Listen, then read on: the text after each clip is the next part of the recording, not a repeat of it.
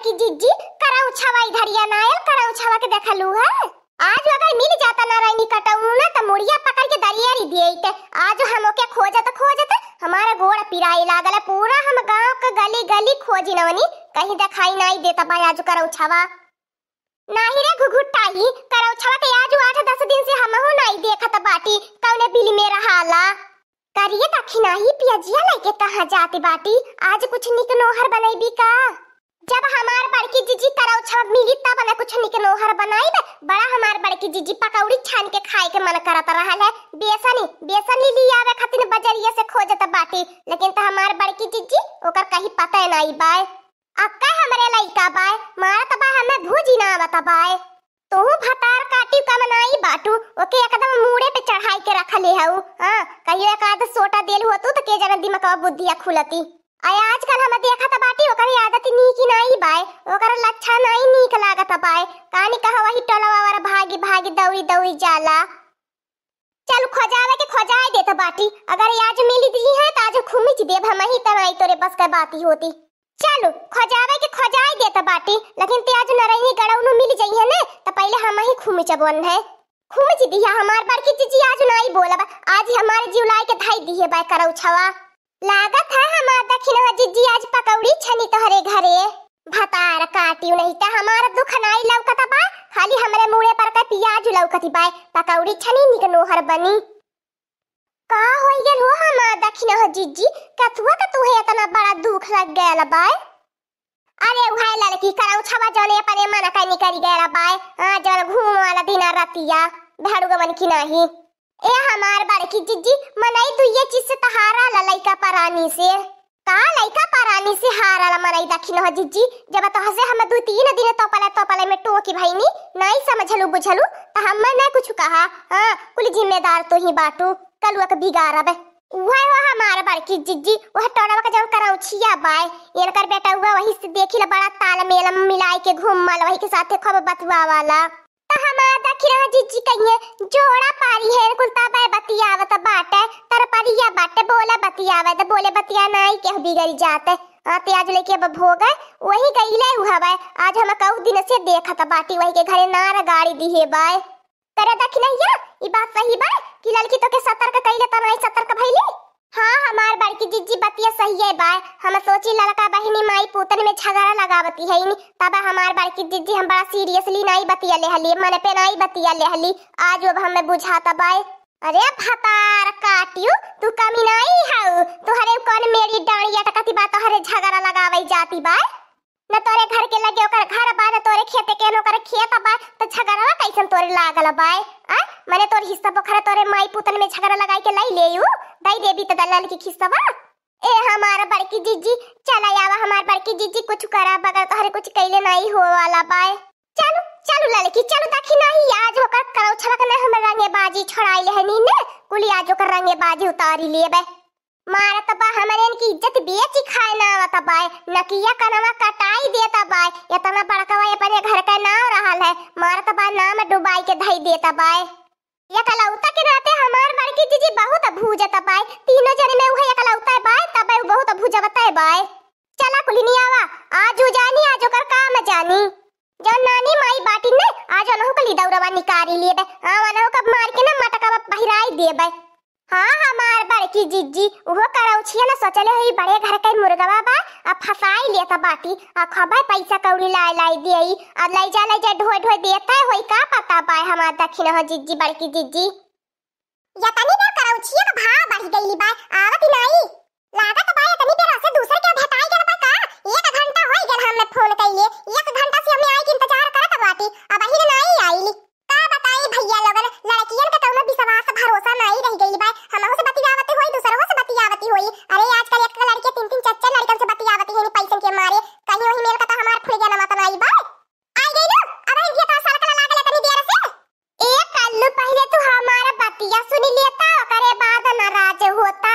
तू हम मालूमो कुछ बा कि हमें अपने भौजी माई से केतना लुप्पे चुप्पे ढुके आईली है। उहे बात रहले और कोनो बात नहीं रहली है अब खातिर संकोचत नहीं रहली। नाही कल्लू तोहार कसम खात बाटी जवन तू सोचत बाटा ऐसन कुछ नहीं बा खाली हम तुही से प्रेम करीला। चलो तब ठीक है। बहुत जिद करेला नीक नहीं लागत। हाँ वैसे गाँव में बड़ा खुशखुशाहट फुसफुसाहटी होवे लागला बा कि करौची है रोज रहिया धई के कहां जाले। हमारे पास का नहीं है तो से रोज रोज मिलबे आइबे। अब हम नहीं आइबर बिहान से। अम्मा जवन बतिया लागत रहल हुआ बतिया सही लागत बा। ये बता हमसे प्यार नहीं करती बाटी, अब हमसे तो प्यार कम करती बाटी। नदी गड़ाउनु कुछ नहीं अब लाई के तोहफा फते त बाटे कानी का भाई वैसे मिले झूठे। जब तक तोहफा फलाई के देत रहले तब तक नीक लागत रहले। अब नहीं नीक लागत बा। अब तो हम दूसरा का लइकवा खबलाई के तोहफा फ देत बा। अब नीक लागत बा नहीं नीक लागत बा। का करी तनी बड़े घर के बा। हाँ बहिनी लोग कोनो बात हो जाए तो ही घरे चली जाबे कलुई के बियही के। कहे फुल गनवा अकेला अकेला का बड़बड़ाती बोलती है बतियावत है अपने आप से। कुछ नहीं कल्लू यह कहत बाटे कि इतना हमें प्यार करीला तोह से, इतना प्यार करीला तुहे खातिर हम अपन जान दे सकीला। लेकिन तुहे तो हमरे ऊपर विश्वास नहीं करई के बा, भरोसा नहीं करई के बा। तोहरे मन में तो पता न कहां से शंका हली गए बा कि हम दूसरे से बोली बतियाईला। नहीं हमार फुल गनवा हमें पूरा विश्वास बा कि हम ही से प्यार करती बाटी। वो तो खाली तो के हम उतना चेक कर करीला कैसे हम हो तो कि अपने जन्म से ज्यादा प्यार करीला। ए कल्लू एकठी बात कहीं नाराज मत होया। आजकल तू हमें तोहफा कुछ नहीं लावत बाटा देवई के। कहां से लेके आई ससुर नहीं ते तोहफा तू है बाकी अम्मा के साथे रहत रहनी ललका चाची साथे रही अम्मा के साथे रही त कौनो काम करी हमें तब दई देत रहल 100 200 400 त लइके वही के तोहफा चली आवत रहनी। अब तो दिन भर तोहरे लगा रहिला अम्मा चाची के केहू बाकी अम्मा के कमाए नहीं करी त कहां से पैसा पाईबे। जब पैसा नहीं पाईबे त तू तोहफा कहां से लेके आईबे। हम कोई नहीं जानी तो हमें तोहफा चाहिए चाहे जहां से चाहिए। हमें गटई के सीकड़ चाहिए चैन सोने का। ऐसा तो नहीं था हम तो सोची साइकिल के चैन मांगती बाटी अभी हने निकाल के लाई के दई दिए थे हम बता देते बाटी भाई हमारे औकात नहीं बस सोने के चैन खरीदे भर के। रुक तनी हमें और बड़ा होई दे हम और बड़ा होई जब तो के खातिर जा पर दिए से कमाए ओकरे बाद हम तो के वहीं से चैन बनवा लेके आई बे। अरे मोरे ललका बहनी बड़की चीची है दिन देखा खातिर ने के पैदा में करे रहनु। ऐसे बढ़िया पैदा होता कि मर गेल होता जब वही हमारे घर का बेइज्जती करावत बा। मरे तारी निक्का उका लड़की है तो चलू जाता। अरे हमारे बड़की चीची तो गाय भर के बिगड़ल लड़की बा अनसा करी मैंने सूरत मेरे मोरे दादा। अरे मोरे बड़की चीची जल्दी से पीछे छड़वावा। बाहर कलुगा बा जितना था हमारे पूरा खानदान का नाम कमाता बाटे वतना हम सोचे नहीं रहनी वतना उम्मीद नहीं रखे रहनी। हम सोचली तोर बढ़िया से लालन पोषण कई जाता बा पढ़ी के फौजी बनबे देश का नाम रोशन करबे। अरे तहु जवन लड़की के पसंद कइले जवन गौवा भर के छोड़ी छाड़ी भयल बाटे। अरे हमारा बड़की जिज्जी पूछती पाछती का बाटू काहे न खूमी ची दिया तू दूना होने के कवन मोह ममता बाय। ए हमारे बड़की जिज्जी कलुआ के ऊपर ना हाथ लगाया वही करौछिया के टंगरिया तोड़ ही दिया।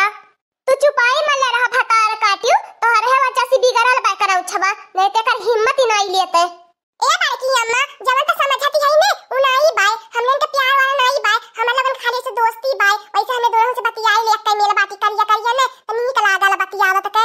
बहुत या पिद्दी भर का करौछवा तो के नारायणी माई उठाई के ले जा तोरा मुड़िया पकड़ के दरियरी दिया।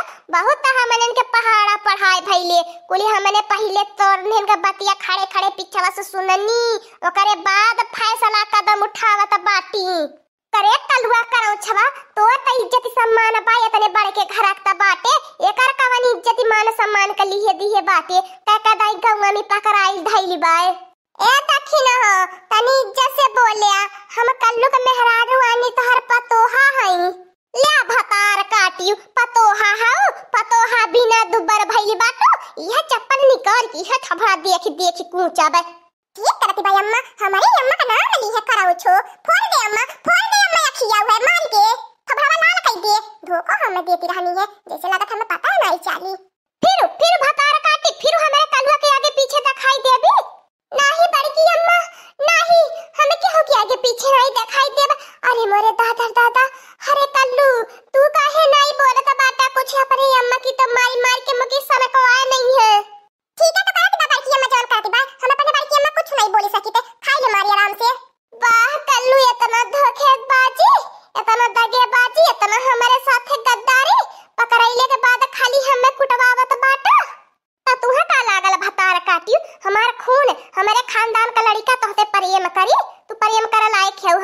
के लड़का से। चला नारायणी कटौनु तू है बे घरा बतावत बाटी। हां तोहारी आज न टंगरी पकड़ के रवाई देहनी ने त कहला का। हाँ दोस्तों आज का कार्टून कॉमेडी वीडियो यहीं तक था। आगे का कार्टून कॉमेडी वीडियो देखने के लिए हमारे चैनल को सब्सक्राइब करिए। हमारे चैनल का नाम है दीदी कार्टून ऑफिसर। और हाँ दोस्तों हमारी वीडियो को ज्यादा से ज्यादा शेयर करें, लाइक करें, बेल आइकन को दबाना मत भूलिएगा, सब्सक्राइब करना तो बिल्कुल मत भूलिएगा। और हमारी कार्टून कॉमेडी वीडियो देखने के लिए आप सभी को धन्यवाद।